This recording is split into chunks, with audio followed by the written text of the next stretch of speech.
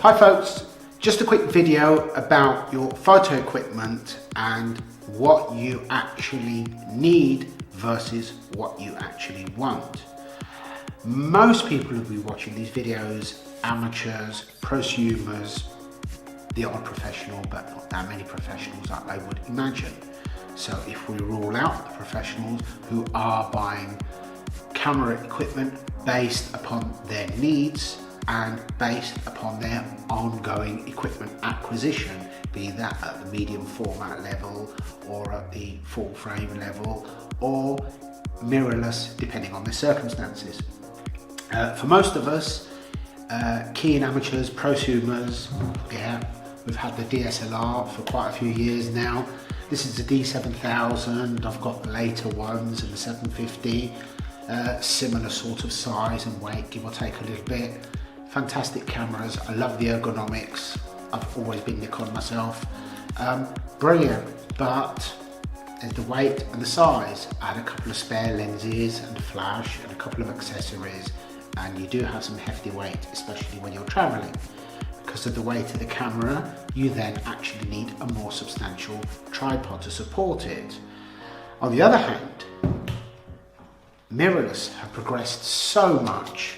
This camera, the A6000, along with the A6300, which I can use for 4K video. I prefer the 6300 for video because it also has a mic input, which sadly this doesn't have. But for me, this lens really goes together well with this camera. This is the 12mm Samyang lens, f2.8. I really like this lens. It's manual focus, but with focus peaking, it's a doddle to use. The weight of this is significantly less.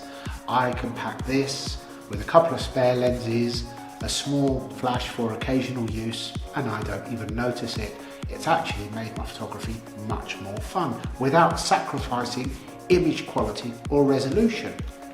This is 24 megapixel. Okay, the 7000 is only 16 megapixel, but the 7200 and the 750, they're also 24 megapixel. You have to go up to the D850s to get higher resolution, and anybody who's used one of those will find that the massive files that come off of the 850 really makes your computer work hard and your storage space, and for most of us it's overkill. You'll never ever need that resolution. You hardly ever need 24 megapixels, to be honest. Much less is fine, even if you're using this for time-lapse. 4K time-lapse only requires 8 megapixels, so this is more than enough for anything that you'll ever need. And it has speed, it does have a pretty good buffer, it does have a fast frame rate, it does have very good, quick, accurate focusing. There is not available the fast zoom lenses that are available for the Nikon.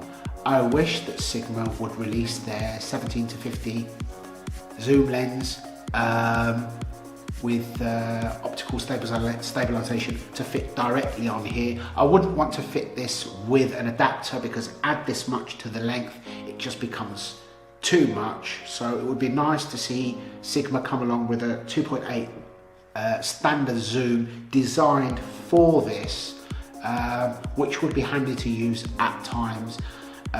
They do make an f4, it's very expensive and the quality doesn't justify it, so I've just resigned myself to just using primes, and more often than not, because the weight is less anyway, I normally carry two bodies, and I'll have a wide on one and I'll have a medium standard lens or whatever on the other body, and I find that that can work very well for me, and I've always got nice light fast primes on the camera.